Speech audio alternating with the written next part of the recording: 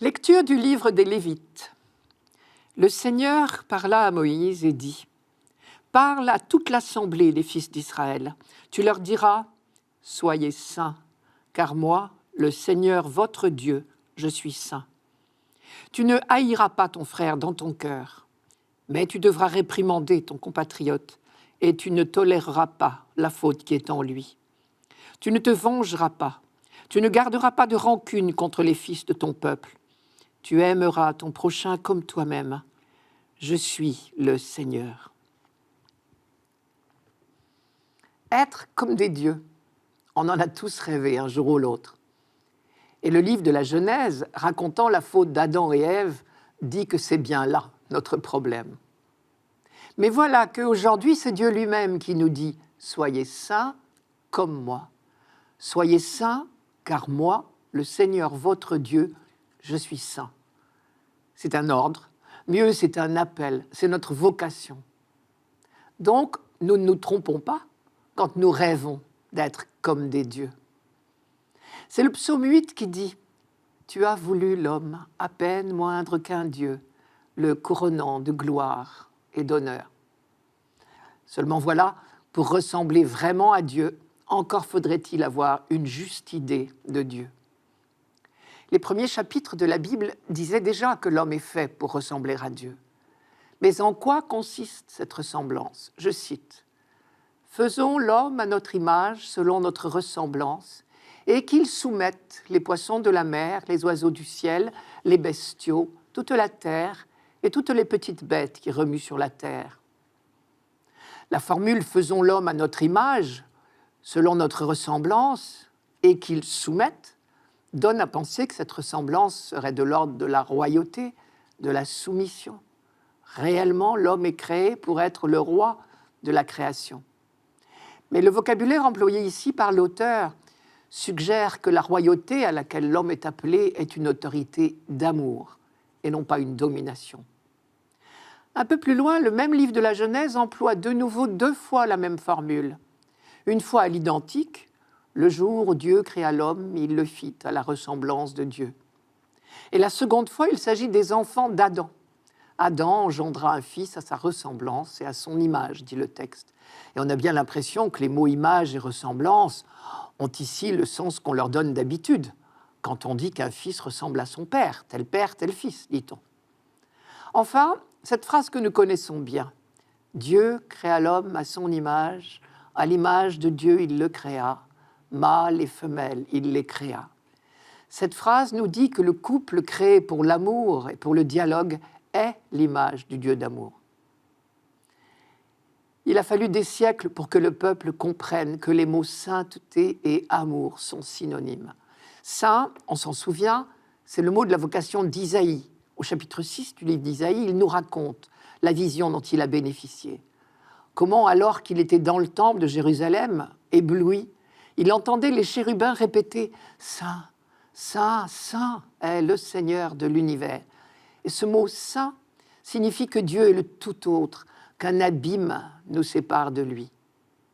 Et en même temps, Isaïe a eu une révélation. Cet abîme, c'est Dieu lui-même qui le franchit. Et donc, quand il nous invite à lui ressembler, c'est que nous en sommes capables. Grâce à lui, bien sûr, ou dans sa grâce, si vous préférez. Les 2 derniers versets du passage d'aujourd'hui ne sont que l'application de cette phrase « Soyez saints, comme je suis saint, moi, le Seigneur, votre Dieu. » Concrètement, cela veut dire « Tu n'auras aucune pensée de haine, tu ne te vengeras pas, tu ne garderas pas de rancune, tu aimeras. » C'est ça, être à la ressemblance de Dieu. Lui ne connaît ni haine, ni vengeance, ni rancune. Et c'est justement parce qu'il n'est qu'amour qu'il est le tout autre. C'est seulement petit à petit que les prophètes comprendront eux-mêmes et feront comprendre au peuple d'Israël que ressembler au Dieu saint, c'est tout simplement développer ses capacités d'amour. Cela ne veut pas dire qu'on perd toute capacité de jugement sur ce qui est bon ou mauvais. Tu ne haïras pas ton frère dans ton cœur, dit le texte, mais tu devras réprimander ton compatriote. Réprimander à bon escient, voilà un art bien difficile. Et pourtant, cela aussi, c'est de l'amour. Parmi nous, les parents ou les éducateurs le savent bien. Vouloir vraiment le bien de l'autre, c'est parfois avoir le courage de lui dire qu'il file un mauvais coton. La critique positive par amour fait grandir. Mais Dieu est patient envers nous. Ce n'est pas en un jour que notre attitude peut devenir semblable à la sienne. Si j'en crois les nouvelles qui nous parviennent tous les jours, il faudra encore beaucoup de temps. Et Dieu déploie avec son peuple une pédagogie très progressive. Quand ce texte est écrit, il ne parle pas encore d'amour universel. Il se contente de dire « Tu n'auras aucune pensée de haine contre ton frère. Tu ne garderas pas de rancune contre les fils de ton peuple. Tu aimeras ton prochain comme toi-même. » C'est déjà une première étape dans la pédagogie biblique. Des siècles plus tard, Jésus, dans la parabole du bon samaritain, élargira à l'infini le cercle du prochain. Voilà donc la royauté à laquelle nous sommes invités. Quand nous rêvons d'être comme des dieux, nous pensons spontanément domination, puissance, et surtout la puissance nécessaire pour vaincre la maladie et la mort. Tandis que quand Dieu nous invite à lui ressembler, il nous appelle à la sainteté, à sa sainteté qui n'a rien à voir avec une quelconque domination, une sainteté qui n'est qu'amour et douceur. Cela nous paraît bien difficile, mais là encore peut-être sommes-nous trop souvent des hommes de peu de foi.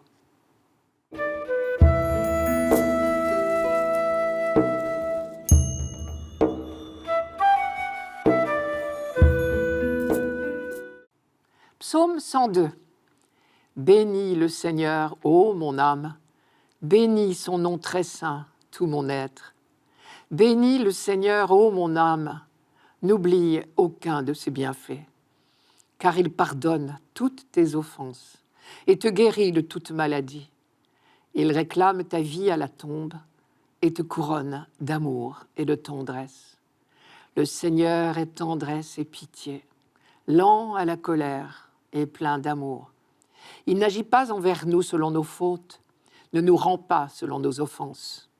Aussi loin que l'Orient de l'Occident, il met loin de nous nos péchés. Comme la tendresse du Père pour ses fils, la tendresse du Seigneur pour qui le craint. La liturgie de ce dimanche ne nous propose que 8 versets d'un psaume qui en comporte 22.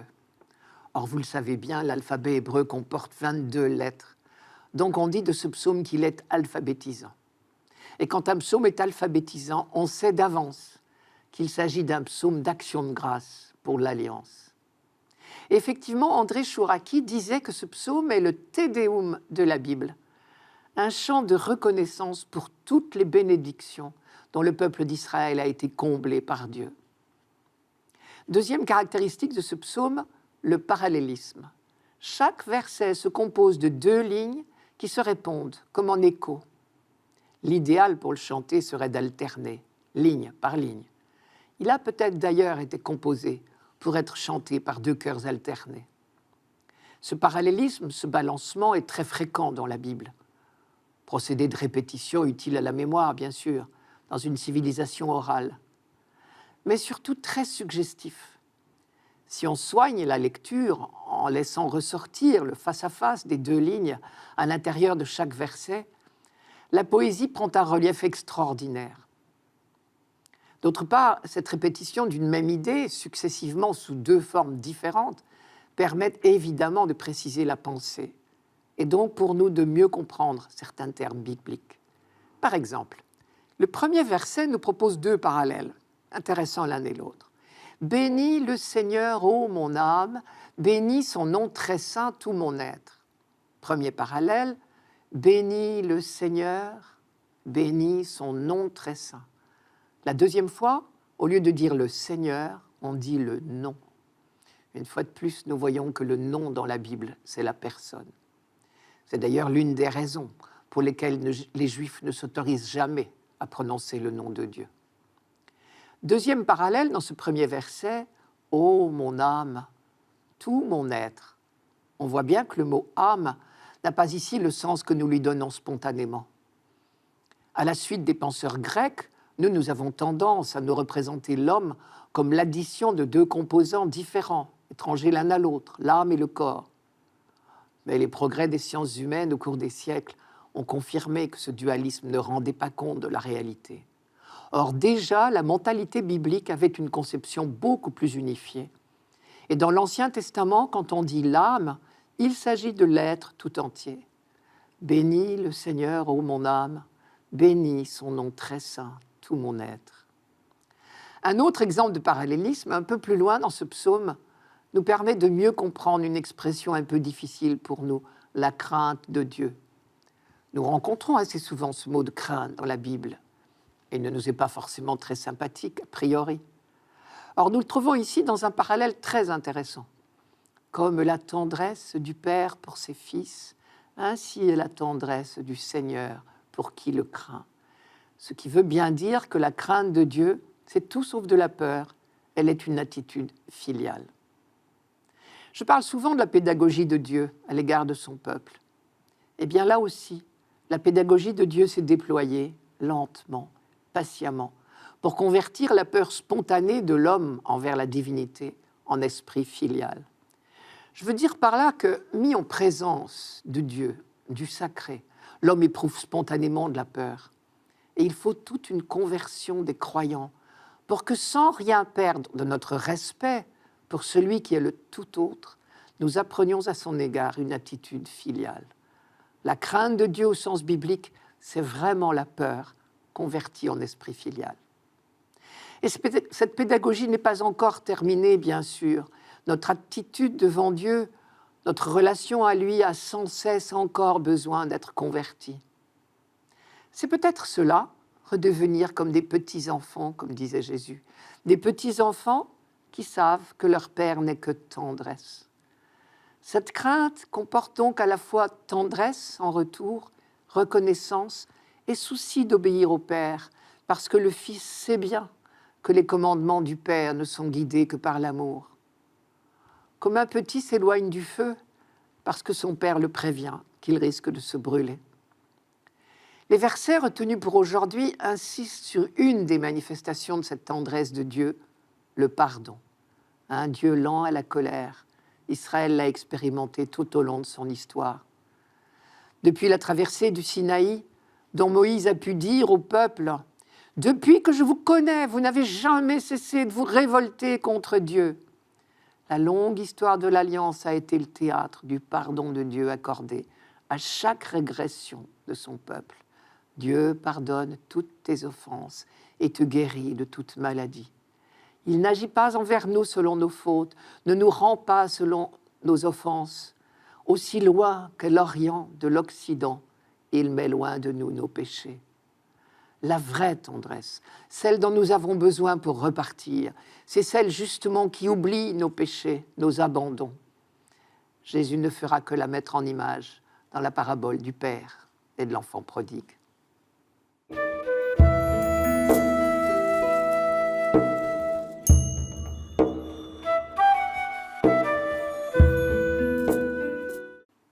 Lecture de la première lettre de saint Paul apôtre aux Corinthiens. Frères, ne savez-vous pas que vous êtes un sanctuaire de Dieu et que l'Esprit de Dieu habite en vous? Si quelqu'un détruit le sanctuaire de Dieu, cet homme, Dieu le détruira, car le sanctuaire de Dieu est saint, et ce sanctuaire, c'est vous. Que personne ne s'y trompe. Si quelqu'un parmi vous pense être un sage à la manière d'ici-bas, qu'il devienne fou pour devenir sage. Car la sagesse de ce monde est folie devant Dieu. Il est écrit en effet, c'est lui qui prend les sages au piège de leur propre habileté. Il est écrit encore, le Seigneur le sait, le raisonnement des sages n'ont aucune valeur. Ainsi, il ne faut pas mettre sa fierté en tel ou tel homme, car tout vous appartient, que ce soit Paul, Apollos, Pierre, le monde, la vie, la mort, le présent, l'avenir, tout est à vous. Mais vous, vous êtes au Christ, et le Christ est à Dieu. Si vous êtes déjà allé au Petit Trianon à Versailles, vous connaissez le hameau de Marie-Antoinette. et le temple de l'amour. Eh bien, si j'en crois saint Paul, chacun de nous est un temple de l'amour. Ne savez-vous pas que vous êtes un sanctuaire de Dieu et que l'Esprit de Dieu habite en vous? Or, Dieu est amour et l'Esprit est l'Esprit d'amour. Donc, nous sommes, chacun de nous, et l'Église tout entière, le temple de l'amour. Malheureusement, pour être honnête, nous devons reconnaître que ce n'est pas encore vraiment la réalité et que nous faisons mentir saint Paul tous les jours. Il le sait bien. Mais justement, il nous rappelle notre vocation. Et s'il dit « Ne savez-vous pas ?» c'est parce que les Corinthiens, tout comme nous, avaient parfois tendance à l'oublier. Pourquoi est-ce si important de ne pas oublier que nous sommes appelés à être des temples de l'amour? Parce que le projet de Dieu, son projet d'amour, ne peut se réaliser qu'avec nous. Nous n'avons pas d'autre raison d'être. Cela peut paraître prétentieux d'oser dire une chose pareille, mais pourtant c'est vrai. Nous sommes les temples de l'amour construits sur toute la surface de la terre pour que l'amour de Dieu soit manifesté partout. Cela me fait penser qu'au hameau de Marie-Antoinette, ce temple de l'amour n'est pas refermé sur lui-même. Il est au contraire complètement ouvert sur l'extérieur, simplement soutenu par des colonnes. Évidemment, ce serait un non-sens de s'appeler temple de l'amour et d'être replié sur soi-même. On peut certainement en dire autant de chacun de nous et de l'Église tout entière. Une fois encore, chez saint Paul, je retrouve un écho de la prédication des prophètes. Leur grande insistance, toujours, sur l'amour des autres. Un amour en acte, et pas seulement en parole, bien sûr. Il serait intéressant également de se demander, chacun pour soi et aussi en Église, quelles sont les colonnes qui soutiennent le temple que nous sommes. Certainement pas la raison raisonnante, d'après saint Paul. En revanche, ceux qui nous ont transmis la foi sont bien des colonnes. Paul, Apollos ou Pierre, pour les Corinthiens, d'autres pour nous. Ils ne sont pas le centre pour autant. Dès le début de sa lettre, Paul avait très fermement remis les choses en place. L'apôtre, si grand soit-il, n'est qu'un jardinier.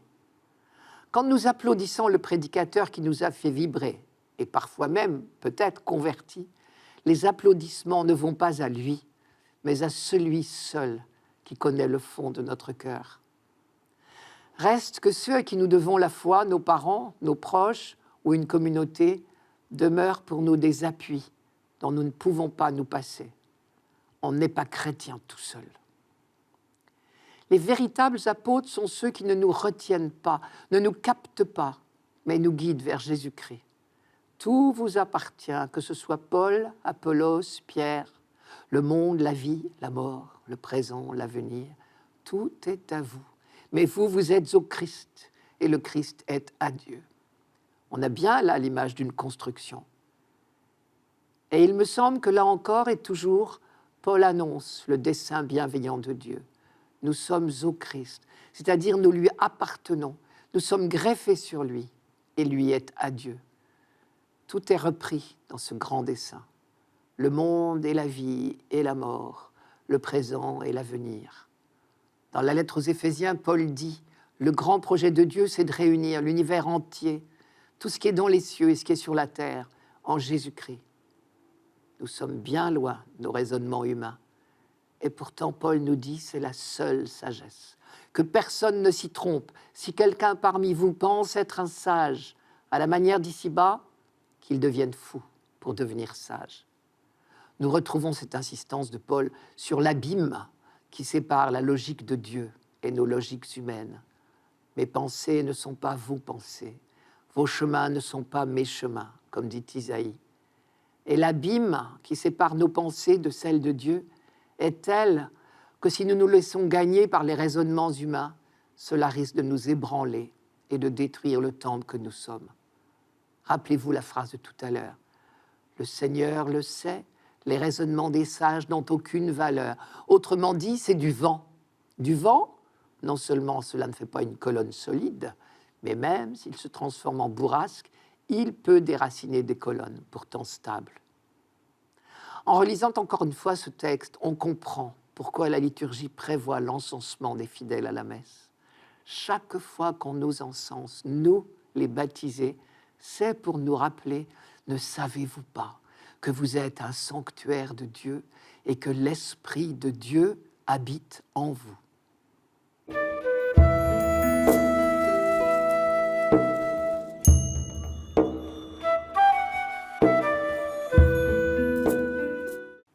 Évangile de Jésus-Christ selon saint Matthieu. En ce temps-là, Jésus disait à ses disciples, « Vous avez appris qu'il a été dit « œil pour œil et dent pour dent ». Eh bien, moi je vous dis de ne pas riposter aux méchants. Mais si quelqu'un te gifle sur la joue droite, tends-lui encore l'autre. Et si quelqu'un veut te poursuivre en justice et prendre ta tunique, laisse-lui encore ton manteau. Et si quelqu'un te réquisitionne pour faire 1000 pas, fais-en 2000 avec lui. À qui te demande, donne. À qui veut t'emprunter, ne tourne pas le dos. Vous avez appris qu'il a été dit, tu aimeras ton prochain et tu haïras ton ennemi. Eh bien, moi, je vous dis, aimez vos ennemis et priez pour ceux qui vous persécutent, afin d'être vraiment les fils de votre Père qui est aux cieux. Car il fait lever son soleil sur les méchants et sur les bons. Il fait tomber la pluie sur les justes et sur les injustes. En effet, si vous aimez ceux qui vous aiment, quelle récompense méritez-vous? Les publicains eux-mêmes n'en font-ils pas autant? Et si vous ne saluez que vos frères, que faites-vous d'extraordinaire? Les païens eux-mêmes n'en font-ils pas autant?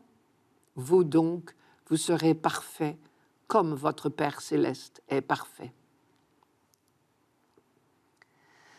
Petite précision de vocabulaire pour commencer. Jésus dit, vous avez appris qu'il a été dit, tu aimeras ton prochain et tu haïras ton ennemi. En réalité, vous ne trouverez nulle part dans l'Ancien Testament le commandement de haïr nos ennemis. Et Jésus le sait mieux que nous. Mais c'est une manière de parler en araméen. Cela veut dire, commence déjà par aimer ton prochain. L'ambition reste modeste, mais c'est un premier pas. Et dans le texte d'aujourd'hui, justement, Jésus nous invite à franchir une deuxième étape. L'amour du prochain doit être acquis. Maintenant, il invite à aimer également nos ennemis.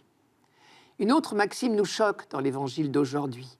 Jésus dit, vous avez appris qu'il a été dit œil pour œil, dent pour dent, ce que nous appelons la loi du talion. Effectivement, cette maxime est dans l'Ancien Testament, qui ne l'a pas inventée d'ailleurs, on la trouvait déjà bien avant dans le Code d'Hammurabi, en 1750 avant Jésus-Christ, en Mésopotamie. Elle nous paraît cruelle, mais il ne faut pas oublier dans quel contexte elle est née. Elle représentait à l'époque un progrès considérable. Rappelez-vous d'où on venait.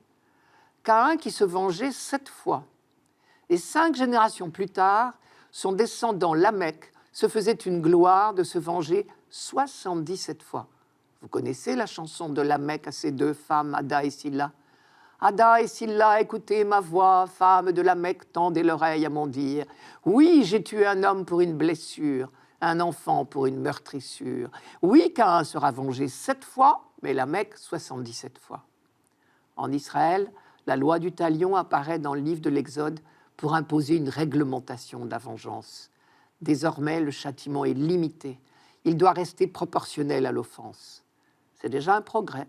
Ce ne sont plus la haine et l'instinct seul qui déterminent la hauteur de la vengeance. C'est un principe juridique qui s'impose à la volonté individuelle. Ce ne sont plus 7 vies pour une vie ou 77 vies pour une vie. La pédagogie de Dieu est à l'œuvre pour libérer l'humanité de la haine.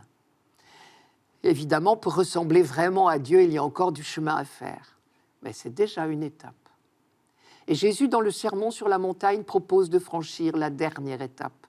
Ressembler à notre Père des cieux, c'est s'interdire toute riposte, toute gifle, c'est tendre l'autre joue. Si quelqu'un te gifle sur la joue droite, tends-lui encore l'autre. Pourquoi s'interdire désormais toute vengeance, toute haine? Simplement pour devenir vraiment ce que nous sommes, les fils de notre Père qui est dans les cieux. Car en fait, si on y regarde bien, ce texte est une leçon sur Dieu avant d'être une leçon pour nous. Jésus nous révèle qui est vraiment Dieu. L'Ancien Testament avait déjà dit que Dieu est Père, qu'il est tendresse et pitié, lent à la colère et plein d'amour, et que nos larmes coulent sur ses joues. car il est tout proche. Cette dernière phrase est de Ben Sirac, vous vous rappelez. Tout cela, l'Ancien Testament l'avait déjà dit, mais nous avons la tête dure et grand mal à croire à un Dieu qui ne soit qu'amour. Alors Jésus le redit de manière imagée. Dieu fait lever son soleil sur les méchants et sur les bons. Il fait tomber la pluie sur les justes et sur les injustes. Si je comprends bien, croire que Dieu est amour n'est pas un chemin de facilité. Cela va devenir au jour le jour extrêmement exigeant pour nous dans le registre du don et du pardon. Donne à qui te demande, ne te détourne pas de celui qui veut t'emprunter. Jusque-là, l'Ancien Testament avait cherché à développer l'amour du prochain, du frère, de race et de religion, et même de l'immigré qui partageait le même toit. Mais cette fois, Jésus abolit toutes les frontières. Le sens de la phrase, c'est « donne à quiconque te demande ». Ne te détourne pas de celui qui veut t'emprunter, sous-entendu, quel qu'il soit. Et nous retrouverons cette exigence dans la parabole du bon samaritain. Tout cela nous paraît fou, déraisonnable, démesuré. Et pourtant, c'est exactement comme cela que Dieu agit avec chacun de nous, chaque jour, comme il n'a pas cessé de le faire pour son peuple. La raison raisonnante et quelques amis bien intentionnés nous poussent à ne pas nous laisser avoir, comme on dit. Mais Jésus est dans une toute autre logique, celle de l'esprit d'amour et de douceur. Elle seule peut hâter la venue du royaume.